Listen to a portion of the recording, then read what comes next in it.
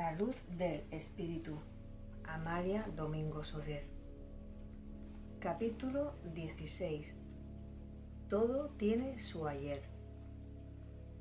Tendría que ser mentira la inmortalidad de los espíritus, y para consolarse la humanidad en sus múltiples amarguras y penalidades, tendría necesidad de inventarlos, como ha inventado dioses y santos que han sido los cimientos de diversas religiones, que han servido de refugio a las atribuladas generaciones que durante miles de años han luchado dándoles la vida y una razón para vivir. El potentado, dominado por insaciable ambición, ha prodigado la savia de su existencia en cálculos tenebrosos, encaminados todos ellos a desposeer a su contrario de tal o cual señorío. La clase media, envidiando a los nobles, ha procurado siempre hacerse útil con sus tesoros para ir ganando terreno en la consideración social, y el pueblo, esclavizado en todas las épocas de distintas maneras, ha maldecido en diversos tonos a sus tiranos y ha tratado de romper sus cadenas del mejor modo que ha podido, y los santos y los dioses han representado un gran papel en el drama social, porque han servido de freno a las ambiciones de los unos, al comercio de los otros y al descontento popular. Pero el progreso ha roto en mil pedazos la corona de los dioses y las aureolas de los santos, y la humanidad hubiera caminado a la desbandada si no hubiese escuchado una voz misteriosa que le decía: «Detente, mira que de tus pasos no se borra la huella y mañana la encontrarás.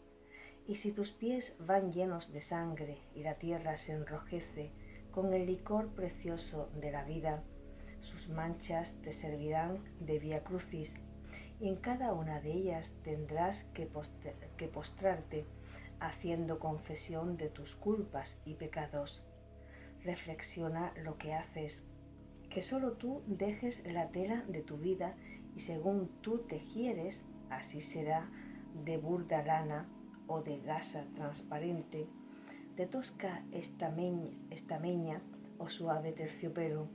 Solo tú eres el árbitro de tu destino. Ante ti están abiertos los senderos de la ignorancia y de la sabiduría. Puedes a tu antojo endurecer tu corazón o engrandecer tu sentimiento. Elige entre la luz y la sombra, entre los hielos del universo y la brisa templada de la primavera. Esto han dicho los espíritus en todos los confines de la tierra, y gran número de sus habitantes han prestado atención al llamamiento de ultratumba, que llegó a su tiempo, como llega todo en la creación, y desde entonces han visto todos los que han querido mirar que no existe la desgracia, que no existe la injusticia, que todo tiene su ayer. Así es que no se vierte una lágrima que no tenga su historia, ni se exhala una exclamación de alegría que no tenga por base una acción generosa. Este enlace de existencias no ha sido ni es del agrado de los espíritus orgullosos, que no se avienen con haber pertenecido a las últimas capas sociales, sino que se creen que son los elegidos por el Señor, que les ha dado nobilísima estirpe y abundantes en riquezas, nada más que porque sí, como si no fuera mucho más honroso adquirir la independencia y el engrandecimiento social por el trabajo empleado en miles de años. Mejor que se acepte con agrado a que no quieran admitir las existencias anteriores. Como nuestra vida no tiene su origen en la época presente, su verdad innegable se impone en todas las negativas y da solución a innumerables problemas que sin las múltiples encarnaciones del espíritu quedarían sin resolver y pondrían muy en duda la justicia de Dios. ¿Quién sin el estudio del espiritismo puede resignarse a ser víctima de incalificables atropellos, apareciendo criminal quien en la actualidad es inocente, o ver las desgracias ajenas de diversa índole que despiertan en un alma sensible la más profunda compasión? ¿Quién no lamenta esas tragedias amorosas de dos seres amantes que no han hecho daño alguno y se preparaban para formar una nueva familia, y de pronto los separa la muerte, cuando todo les sonreía, y en cambio viven aquellos que solo alientan para gemir y para ser la pesadilla de unos de los otros? La vida, sin un ayer y sin un mañana, es verdaderamente un rompecabezas. No da idea exacta de la grandeza de Dios, no predispone al hombre al trabajo, porque éste se desilusiona cuando ve, como decía un poeta, que para alcanzar la vida de la gloria se ha de arrastrar la vida de la muerte. Y la gloria póstuma no presta calor al alma positivista. En cambio, cuando se tiene la certidumbre de que cuando se trabaja en el engrandecimiento de un pueblo y en el embellecimiento de una nación, todo es para uno mismo, pues en sus repetidos viajes encuentra las ventajas que resultaron de su trabajo. Y aunque muchos dicen que este mundo de pesar es un refinado egoísmo, es necesario convenir, sin hacerse ilusiones, que el hombre se ama ante todo a sí mismo, y este amor y este instinto de conservación es la base del progreso, porque si el hombre no se amara, si no procurara salvarse de todos los peligros, si no fuera previsor para evitar las emboscadas de los traidores y de los criminales, sus múltiples existencias serían completamente improductivas si su primer pensamiento no fuera huir de la muerte, si no luchara incansablemente por la prolongación de sus días, no tendría razón de ser su estancia en la tierra, y la prueba de lo que decimos la tenemos en los suicidas. ¿De qué sirven esos desgraciados que suprimen violentamente las horas de su existencia? ¿Qué ventajas reportan a la sociedad? ¿Qué protección dispensan a su familia? ¿Qué ejemplo ofrecen digno de ser imitado? Su paso por la tierra es más insignificante que un átomo recorriendo el universo. Así es que es necesario para el progreso universal que el hombre se ame a sí mismo, sin que esto se confunda nunca con el sórdido egoísmo del avaro prestamista que comercia impunemente con el infortunio y con la inexperiencia. No, el hombre se ha de querer a sí mismo sin perjudicar a un tercero, porque perjudicando a otro ya deja de quererse a sí mismo, puesto que amontona sobre su cabeza las negras nubes de la expiación.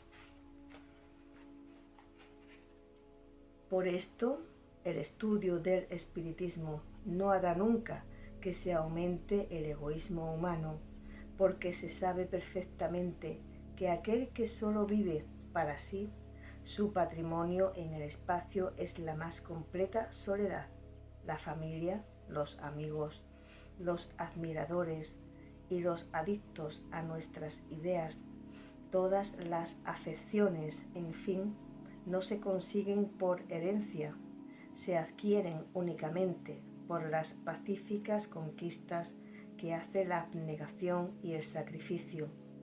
Así es que si nos juzgan egoístas porque trabajamos con la certidumbre de que recogemos los abundantes frutos de la semilla que hemos sembrado, ese egoísmo es noble y elevado. Dios no nos ha concedido la vida para un número determinado de años ni de siglos. al prestarnos su aliento, ha sido para que luchemos y progresemos eternamente. Y nada más natural que, como siempre hemos de vivir, tratemos de embellecer los mundos donde tengamos que habitar centurias de siglos, y nadie puede trabajar con más fe y más entusiasmo en el embellecimiento y engrandecimiento de un planeta que los espiritistas racionalistas, porque trabajan con el íntimo convencimiento de que no trazan círculos en la arena ni arrojan trigo a los mares, sino que todos sus esfuerzos y todas sus mejoras subsistirán y servirán de base para nuevos adelantos. Y si útil es el estudio del espiritismo para amar la vida, mucho más útil es aún para leer en el gran libro de la humanidad, donde cada ser es una página del volumen de los siglos. Ante esas tragedias, en las cuales siempre suelen ser víctimas jóvenes inocentes, el hombre pensador queda abismado en sus amargos y dolorosos pensamientos, sin atreverse a murmurar del rigor de la suerte, pero sí preguntándose por qué Dios permite que tales cosas sucedan, y siendo práctico en el estudio del espiritismo, cada hecho dramático que se desarrolla ante su observación le sirve de motivo para preguntar, para inquirir sobre la historia de aquellos que aparecen víctimas de la misteriosa fatalidad. Estudiando la obra de los misterios del sueño y del magnetismo por A. Debye, nos llamó vivamente la atención el siguiente relato. La narración de un hecho ocurrido en España hace algunos años bastará para apreciar los peligros a los que se exponen las personas atacadas de esta catalepsia, una apreciación poco meditada acerca de la muerte. Dejemos hablar a la joven que iba a ser víctima de esta impremeditación. Me creyeron muerta. Yo oía los gemidos de mi desconsolada familia. Escuchaba los suspiros y despedidas de mi novio. Mis hermanos me daban el último beso. El ataúd estaba abierto, iba a cerrarse sobre mí, cuando el consejo de un médico hizo retardar mi enterramiento. Permanecí expuesta 3 días sobre un lecho mortuorio, 3 días escuchando los crueles y desgarradores lamentos de una familia desconsolada cuyo ídolo era yo. Distinguía hasta el menor ruido, oía cuanto se hablaba. Cuántas veces intenté moverme, gritar, lanzar un suspiro, pero me era imposible. Estaba muerta físicamente, por más que el oído y la inteligencia conservaran su actividad. Me creía condenada a ser enterrada viva. ¡Qué angustias! ¡Qué suplicios! ¡Cuánto sufrir! La mañana del 4.º día, mi médico, junto con 2 doctores más, me visitaron, me reconocieron minuciosamente, levantaron varias veces mis párpados y frotándolo contra el globo del ojo decían: pupilas insensibles y vidriosas, frío general, cara lívida, manchas verdosas sobre la superficie del globo. Estos son los signos ciertos del principio de la descomposición. Se la puede enterrar hoy. Mi familia se salió de la habitación donde yo estaba para evitar el doloroso espectáculo de verme amortajada. Entonces me cubrieron con un sudario, me metieron en el ataúd y percibí el ruido de los martillos al cerrar la tapa. En este terrible instante, cuántas tentativas hice con el pensamiento, cuántos prodigiosos esfuerzos para dar señales de vida. Todo era en vano. Siempre encontraba una absoluta imposibilidad. Por fin me resigné, creyendo que esta era la voluntad de Dios, y me puse a orar con fervor. Me llevaron a la iglesia. Los velones ardían a mi alrededor. Los sacerdotes entonaban las preces de los difuntos, y una hora más tarde los enterradores me colocaban en la fosa. Al sordo ruido de la primera paletada de tierra que echaron sobre el ataúd, todo mi ser se estremeció. Redoblé en mi espíritu cuánta energía es capaz de prestarnos la desesperación para poner en movimiento nuestras facultades activas. Vanos esfuerzos. Permanecía inmóvil y muda dentro de mi sudario. Pronto caí en un grande abatimiento. Mis ideas, claras y distintas, hasta entonces fueron desvaneciéndose y perdí el conocimiento. Cuando volví en mí, el viento silbaba en los techos del cementerio. La tormenta rugía con furor. Estallaba una tempestad sobre mi cabeza y probablemente el rayo cayó cerca de mí, porque sentí una violenta conmoción y me pareció que el cuerpo recuperaba su sensibilidad. He aquí, a qué triste circunstancia debo mi vuelta a la vida. Diego, a quien yo amaba y a quien estaba prometida, había obtenido del enterrador, mediante una buena gratificación, que no llenase la fosa hasta la mañana siguiente. Un terrible proyecto hervía en su imaginación. Quería unirse a mí por medio del suicidio y compartir mi tumba. En efecto, a eso de la medianoche oí pasos que se aproximaban. Era él. «Oh, Ana mía», exclamó Diego, «no puedo vivir sin ti, y vengo a morir a tu lado. Perdóname, Dios, este acto de desesperación, y reúne nuestras dos almas». Oí el ruido que produce el gatillo de una pistola al montarse. Iba a matarse. De repente un grito penetrante salió de mi garganta. Había recobrado la voz. A este grito, que el silencio de la noche y la lúgubre oscuridad del sitio hacía más espantoso, el alma se escapó de sus manos y su cuerpo vino a caer sobre mi ataúd.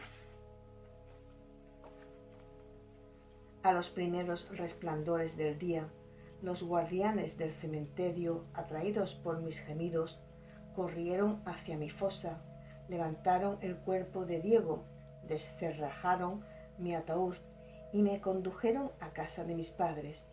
La violenta conmoción que les causó mi presencia estuvo a punto de costar cara a algunos de mis parientes, y rodeada de eficaces cuidados, de ternuras y de caricias, me restablecí prontamente. Y Diego, desdichado, cuando volvió a abrir los ojos, estaba loco. Yo le consagro mi vida en este mundo porque por mí ha perdido la razón. Oh Dios mío, yo confío en tu bondad. ¿No es verdad que es horrible el anterior relato? ¿No es verdad que causa espanto el considerar cuánto sufriría la infeliz cataléptica asistiendo a su entierro y dando un adiós a la vida cuando todo le sonreía, cuando iba a realizar el sueño más hermoso que tiene la mujer en la tierra, que es el unirse al ser amado? Morir en la primavera de la existencia, rodeada de una familia amorosísima, oír sus desgarradores lamentos, sentir uno en su ser pensante la actividad de la vida y negarse el organismo a cumplir la voluntad del espíritu, declarar los médicos científicamente que su muerte era un hecho comprobado, y estar ella plenamente convencida de que vivía, aunque su cuerpo, inerte, no hacía el más leve movimiento. ¡Oh, qué angustia! ¡Qué agonía tan grande! No hay en el lenguaje humano frases suficientemente elocuentes para pintar la desesperación que se apoderaría de aquella infeliz cuando sintió clavar la tapa del ataúd. Qué historia tan terrible deberá tener su espíritu, porque para beber en el cáliz que ella bebió, ¿a cuántos desgraciados habrá dado antes la hiel y el vinagre que dieron a Jesús? Ante esos dolores verdaderamente singulares, sentimos un indescriptible afán de saber qué hicieron ayer los que hoy han tenido que ser víctimas de tan inmenso sufrimiento. No se confunda por esto nuestro noble anhelo de aprender con la pueril curiosidad de saber una historia para relatarla por simple entretenimiento. No, deseamos únicamente descender al abismo del pasado para reconocer los cimientos del presente. Por eso cuando leemos la relación de un crimen extraordinario o lloramos ante las víctimas del infortunio, figurando en primera línea la joven cataléptica y su desventurado amante, decimos así: oh vosotros, habitantes del espacio, que sabéis tantas historias, que habéis asistido a la agonía de innumerables generaciones, decidnos, ¿cuál fue la causa de ser enterrada en vida la infeliz Ana y la pérdida de la razón de su fiel prometido? Historia es esta tan horrible que debe tener un prólogo espantoso. ¿Podéis decirnos algo sobre el pasado de esos dos espíritus que tan desdichados fueron en su última existencia? Suponiendo que hayan dejado la tierra, lo que nos parece lo más verosímil, pues el organismo humano, después de sufrir la crisis que sufrieron Ana y Diego, no le quedan grandes fuerzas de repuesto para seguir luchando. No te has engañado, nos dice un espíritu. Esos dos infelices dejaron hace tiempo la tierra. Él murió sin recobrar la razón y ella, herida de muerte desde que sintió los martillazos dados en su ataúd, arrastró algunos años una existencia lánguida y enferma, y al fin exhaló su postrer suspiro con toda tranquilidad, yéndose de este mundo casi con alegría, puesto que el alma de su alma ya no vivía bajo su hermoso cielo. Historia poco menos que interminable tienen esos dos espíritus, y hay en ella capítulos espantosos. A grandes rasgos le haré una relación sucinta de sus crímenes y sus ambiciones.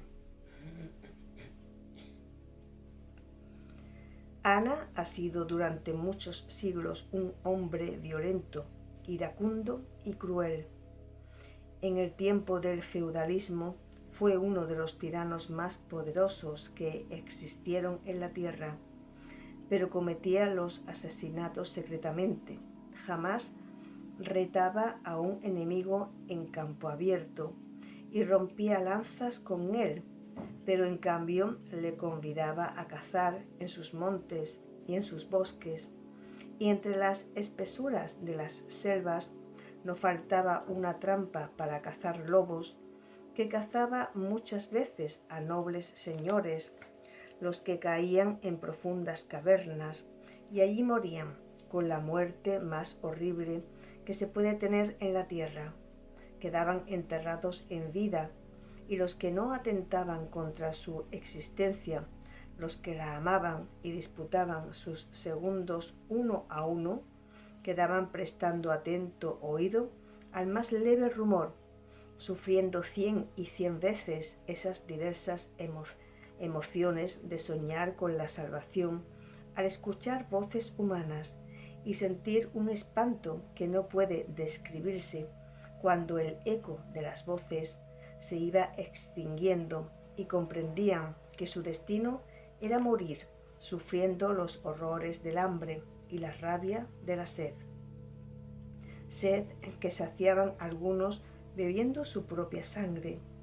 Otras veces, en sus festines narcotizaban al que se oponía a sus ambiciosos planes y le colocaban para que descansara en un lujoso lecho en el cual había un ingenioso mecanismo que hacía descender al durmiente hasta una galería subterránea donde quedaba depositado, y al despertarse se encontraba en aquella inmensa catacumba que recorría delirante, golpeando las paredes y las sepulturas y gritando en los parajes donde penetraba y alguna claridad por el desprendimiento de alguna piedra o porque expresamente se hubiese hecho una abertura entre las rocas que sirviera de punto de partida en aquel tenebroso laberinto de sendas encrucijadas, y allí moría el desdichado que se había opuesto a los planes del hombre sin corazón, al que llamaremos Augusto, pues llevó ese nombre en innumerables y sucesivas existencias, perteneciendo por largo tiempo a una misma familia. Augusto ha sido un ser digno de estudio, porque ha cometido horrendos crímenes sin derramar por su mano una gota de sangre, ni permitir que su último confidente, su esclavo favorito, el formidable Aglatus, causara la más leve herida a aquellos que tenía que asesinar. Desde que Augusto comenzó su carrera de desaciertos, se asoció a él un espíritu tan miserable y tan depravado como él, unas veces siendo su esclavo, otras su confesor, otras su compañero de armas, etcétera, etcétera. Siempre estuvo sumiso a su voluntad y siempre le aconsejó que exterminara todo cuanto se opusiera a la realización de sus ambiciosos proyectos. Eran dos cuerpos y un alma, y el uno no podía vivir sin el otro, habiendo la diferencia de que Augusto siempre mandaba a Aglatus, siempre obedecía, dándose el caso que cuando el uno desaparecía de la tierra, el otro no tardaba en seguirle, dominado por una tristeza extraordinaria, lo que era más de extrañar por ser dos espíritus que a nadie amaban, el uno en la cumbre del poder y el otro oscurecido entre la plebe, o confundido en una comunidad religiosa, o siendo rudo soldado sin llegar nunca a ningún puesto elevado. Los dos vivían para satisfacer sus brutales apetitos, destruyendo cuanto se les oponía a su paso. Aglatus no le tenía horror a la sangre, pero Augusto se desmayaba como una débil mujer si veía a un herido cubierto de sangre, y tenía fama de clemente y benigno cuando ocupó altos puestos eclesiásticos, sin que por eso dejase de emparedar a más de una novicia que no cedió a sus impuros deseos, o que después de ceder temió que hablara y supiera el mundo sus infamias, porque ha sido un espíritu muy aficionado a tener buena fama. Mas un brazo y una voluntad no pueden conseguir el ocultamiento de los crímenes. Se necesita que un ser más humilde ejecute la sentencia, y entre Augusto y Aglatus ha existido una unión tan perfecta que muchas veces no ha necesitado Augusto decir una sola palabra para que Aglatus emparedara a una monja, convencido de que haciéndolo complacía a su señor. Un afecto poderoso, aunque sea su origen el más horrendo crimen, y aunque se haya alimentado con hechos y acciones perversas, aquel cariño salvaje, aquella atracción de dos almas, que lo que la una piensa la otra adivina, va lentamente como la gota de agua, horadando la piedra de su dormido sentimiento. Y si bien aquellos dos seres no quieren a nadie, como se quieren el uno al otro, y en medio de su perversidad comienzan a dar sus primeros pasos en la senda del progreso, puesto que la falta del uno entristece al otro, tristeza envuelta en su mutuo egoísmo, pues si moría Aglatus, Augusto lo echaba de menos, porque le faltaba quien le obedeciera ciegamente, sin murmurar jamás, y si por el contrario se iba Augusto, Aglatus sentía perder la protección de aquel que por conservar su brazo disponible no le imponía el menor castigo por sus atropellos y liviandades.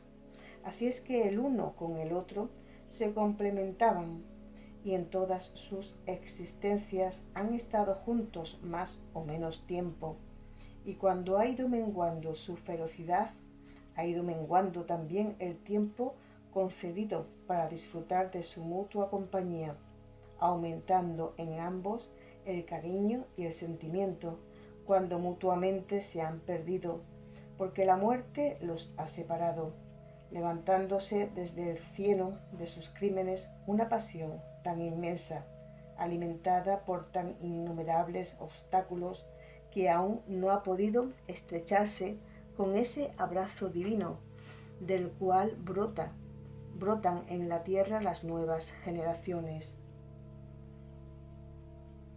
A Augusto y Aglatus en su última encarnación se llamaron Ana y Diego, y nada más justo que Ana sufriera durante algunas horas el tormento que ella hizo padecer a sus innumerables víctimas, y nada más lógico que Diego perdiera la razón al escuchar el grito de su amada, ya que tantas veces le habían sido indiferentes los desgarradores gemidos de aquellos que fríamente encerraba sin piedad o lanzaba a un subterráneo sin sentir la más leve compasión. Servía a su Señor y el resto de la humanidad nada significaba para él. En él no existía la iniciativa del crimen, los cometía por obedecer un imperioso mandato o por hacerse agradable a su Señor. Pero como no se horrorizaba de cometerlos, por eso más de una vez ha perdido la razón, fuertemente impresionado ante la muerte o el peligro de su amada, porque Diego y Ana, después de luchar siglos y siglos en su regeneración, sufriendo las consecuencias de sus horrendos crímenes, el primer afecto que se ha despertado en ellos ha sido su mutuo amor. Son dos espíritus tan unidos el uno al otro que no pueden sobrevivir a su mutua pérdida, y como suelen acudir al suicidio, este quebrantamiento de la ley natural los aleja nuevamente y aumenta su desconsuelo en el espacio, pues entonces comprenden que en lugar de acortar la distancia que los separaba, la han aumentado de tal modo que tienen que volver a desandar lo andado.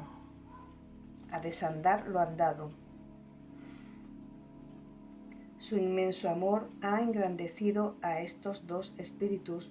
Sus infortunados amores han despertado general interés en varias épocas, y más de una leyenda se ha escrito sobre su romántica historia, y más de un sepulcro se ha levantado a su memoria, uniendo sus estatuas sobre el sarcófago, ya que ellos en vida aún no han podido unirse, porque no basta quererse para tener derecho a ser dichoso. ¿Qué es la dicha? El reposo absoluto de la conciencia, el saldo completo de todas las cuentas pendientes, y hasta que no han sufrido todos los dolores que uno ha ocasionado a otro, no puede ser feliz. Por eso veis en ese mundo tantos amores desgraciados y tanta contrariedad en poderosos afectos. Ya es una mujer casada la que inspira una pasión suprema o un apuesto galán que se enloquece ante un imposible. Ya es un hombre casado o sujeto por votos religiosos el que suspira por una niña cándida y pura. Y aunque tenéis gran desmoralización en las costumbres, y muchos son los imposibles que se reúnen, tened en cuenta que en esas uniones sacrílegas no se satisfacen más que los deseos sensuales, pero esos afectos inmensos, alimentados por un deseo nunca satisfecho, esos no vencen al imposible, porque no pueden vencerlo. Su dicha, que aspira a ser duradera, no puede consolidarse sin antes haberse purificado por el progreso los que anhelan vivir el uno para el otro. Ana y Diego se aman de tal manera que no pueden vivir el uno sin el otro. Su pasado es horrible, por eso aún no tienen derecho a ser dichosos, y cuando se unan, su goce al principio será tan breve que será momentáneo. Cuando veáis en la tierra que al unirse dos seres por el lazo del matrimonio, él o ella queda muerto ante el altar, o el lecho nupcial se convierte en el lecho mortuorio, no titubeéis en asegurar que no merecían más que acercarse a las puertas del paraíso, contemplar a los elegidos y dejar de ser. La mayoría de los matrimonios que se efectúan en la tierra solo se realizan para la propagación y aumento de la especie humana. Por eso su vida tiene gran semejanza con la de las otras especies en las cuales no fulgura el astro de la razón, pero las uniones de las almas, esas necesitan siglos y siglos de preparación, y no es la tierra lugar elegido para las almas dichosas, planeta de expiación que sólo encarna en él los que por regla general han pecado mucho, y las horas de felicidad en ese mundo son tan breves que apenas si forman época en la vida del espíritu, pues son menos que una milésima parte de segundo ante la eternidad. Pobres terrenales, cuánto sufrís corriendo locamente en pos de verdaderos imposibles, y cuán justas son las contrariedades que os desesperan. ¿Qué derechos tenéis para ser dichosos los que no habéis procurado por el bien de los demás? ¿Qué fidelidad merecéis los que no habéis sido fieles en el cumplimiento de vuestra palabra y no habéis pensado más que en satisfacer impuros caprichos? ¿Cuántas páginas os haríamos llenar haciendo reflexiones sobre el mismo tema?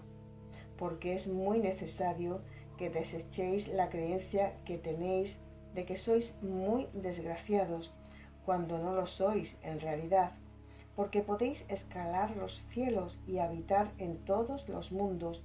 ¿Qué mejor felicidad podéis apetecer? ¿Que ahora sufrís? Es verdad, pero no es un sufrimiento eterno. No durará más tiempo del que vosotros hayáis empleado en hacer el mal. No echéis la culpa a nadie, porque nadie es responsable de las locuras y liviandades de otro. Tenéis la riqueza que os pertenece, la que os habéis ganado con vuestros hechos. No desmayéis cuando veáis que un hombre laborioso trabaja sin cesar para crearse una fortuna, y cuando llega a ser capitalista, un accidente imprevisto de un naufragio, de un incendio o de una quiebra comercial le priva del fruto de sus ahorros. En ese suceso no veáis más, sino que aún no merecía ser rico, sino que sus trabajos empleados para serlo le hayan sido infructuosos, porque sin ensayo ninguna obra sale bien. Y mañana, cuando vuelva a la tierra, sin el menor esfuerzo, se enriquecerá, ya sea por herencia o por una industria que le dé 100 por 1. No decís muchas veces qué suerte tiene fulano. No hay negocio que no le salga bien, pues esto os indica que es un comerciante experimentado por grandes pérdidas e ímprobos trabajos. Leo en vuestro pensamiento que decís: ¿y cómo los ricos que merecen vivir en la abundancia son algunos de ellos tan egoístas y tan perversos? Pues muy sencillamente, porque esos espíritus pueden merecer la riqueza sin que por esto dejen de ser unos miserables en otro sentido. La posesión de grandes caudales no es el premio exclusivo concedido a las almas virtuosas. Hay espíritus elevadísimos en ese mundo sin tener una cabaña de su propiedad. La prueba la tenéis en Jesús. ¿Quién más grande que Él? Puesto que le habéis confundido con el Ser Supremo, y nadie más humilde que el hermoso Nazareno. El espíritu activo, el que lucha y trabaja por fecundizar la tierra y utiliza todos sus productos, inventando la aplicación de diversas materias para mejorar su suelo y sus condiciones, ese merece poseer grandes riquezas, porque puede con ellas hacer grandes progresos en las diversas industrias o trabajos a que se haya dedicado, y no solo progresa él, sino que abre nuevos caminos a los espíritus diligentes. Para eso se le dan, y si él, al verse rico, se entrega a los goces de la materia, no temáis de que su riqueza sea duradera. Todo lo más que le durará será el breve intervalo de una existencia, porque cuando vuelva a encarnar será un pordiosero para sufrir todas las necesidades que cuando era rico no supo evitar, proporcionando a los menesterosos medios de subsistencia, dándoles trabajo en que emplear sus días. En la tierra tenéis la costumbre de envidiar y desear lo que más sobresale, y como un rico sobresale entre millones de pobres, decís todos: dichoso él, no sabe lo que tiene. Entre paréntesis, tal es la cantidad de lo que posee. Pues mirad, si él no sabe lo que tiene, vosotros no sabéis tampoco lo que ambicionáis, porque solo miráis lo que relumbra, y en ese planeta no es lo más bello lo que suele estar más a la vista. Entre las flores bien sabéis que las violetas son bellísimas. Su delicado perfume embalsama el santuario del seno de las vírgenes. Son el símbolo de la modestia, que es la virtud superior a todas las virtudes. ¿Y dónde están las violetas? Pues ocultas entre las hojas, inclinaditas en tierra. ¿Dónde se encuentran las perlas que sirven de preciosísimo adorno en las joyas más valiosas? Pues dentro de su concha, ocultas a las miradas de todos. ¿Dónde se hallan los diamantes? En el mineral, a simple vista, no son más que un poco de carbón, que después de tallado y pulimentado es la piedra preciosa de más valor que tenéis en la tierra. Ahora bien, estas comparaciones que yo os hago son para demostraros que las cosas de más valía no se encuentran en las cúspides ni en las alturas, sino al contrario, están ocultas a las miradas de los hombres.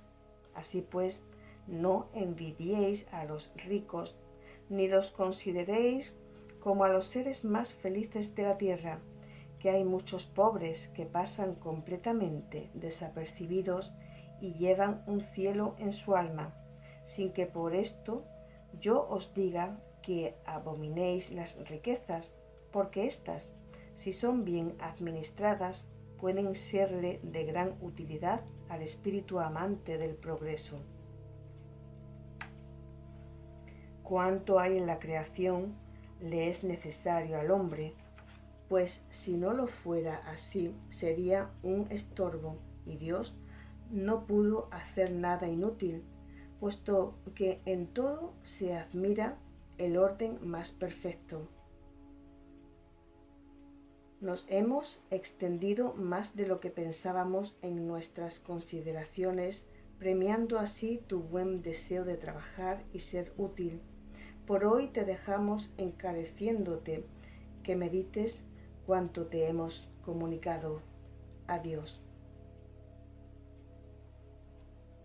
No necesitamos ciertamente el buen consejo del Espíritu para meditar profundamente sobre lo que nos ha dicho, porque nos sirve de útil enseñanza y nos convence de que la humanidad terrena, a semejanza del niño recién nacido, aún está en mantillas.